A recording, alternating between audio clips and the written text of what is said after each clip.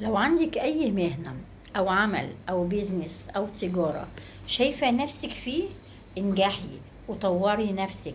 حتى لو كان التيك توك، حتى لو كان السوشيال ميديا، حتى لو كان بيزنس تجارة عقارات أو أراضي أو هتبيعي أي حاجة، مادام بالحلال اشتغلي فيها وملكيش دعوة للي يكلمك يمين وشمال، مادام انت مقتنعة بان الحاجة دي صح.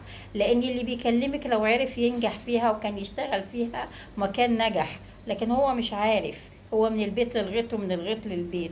سيبك منه، اعتبريه زي حمار جحا اللي عنده حمار وضحك على الملك وقال له ايه؟ طب اديني مهلة 10 سنين عشان انا اخلي الحمار يتكلم. هم نفس النوعية، اديهم ظهرك وانجحي وزودي في شغلك اكتر واكتر، لان شغلك ده هو تحقيق ذاتك. لو سمعتي كلامهم وما اشتغلتيش هتلاقي دي لا ودي لا ودي لا. بعد كده انت متعوده على المصاريف ومتعوده انك انت تصرفي، هتحطي ايدك على خدك وتقولي عليا دين وعليا مصاريف وعايزه اصرف.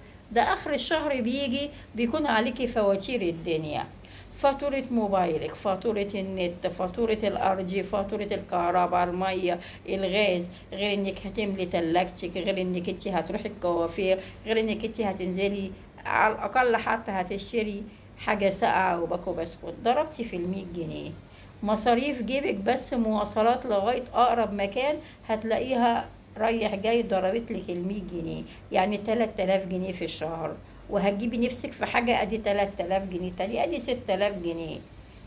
فخلاص سيبك من اللي بيكلم واللي بيهيص ولا تسألي فيه، دي جوحة او حمار جوحة. اشتغلي وشوفي شغلك هتعملي ايه.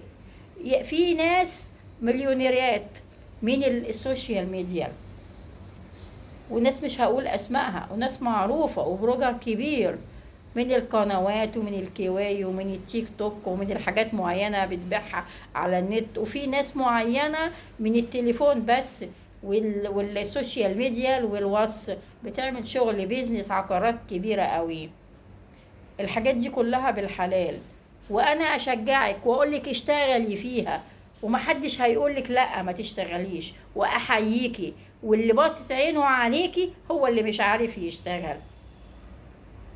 وجحا ده هتلاقيها كتير قوي قوي قوي قوي، ولا تسألي فيها، بس لغاية ما هيجيلها يوم وهتلاقي نفسها ايه، هتلاقي هي اللي غلطانة. وانت تضحكي وكبري نفسك واشتغلي اكتر. اوعوا تنسوا، معاكم الدكتورة هناء عبد الله، صحفية بالاهرام وعلى التيك توك وعلى الكواي وعلى السوشيال ميديا، وبتوفر لكم مليون فرصة عمل وبتشغلكم اي كان نوع شهادتك. حتى لو بصمجي، حتى لو ما عندكش حرفة هتشغلك برضو، واقل مرتب 8000 جنيه في الشهر، وايه، وسكن فري ومواصلات داخلية فري ويونيفورم فري ووجبة غذائية فري، وهتعلمك كمان حرفة ومصنع. ولو عندك كمحتوى هتنجحهولك وهتصورهولك وهتخليك احلى محتوى. اوعوا تنسوا تعملوا لنا الاشتراك على قناة السلام نيوز، السلام نيوز بالعربي، ده النقطة هناء عبد الله. باي باي.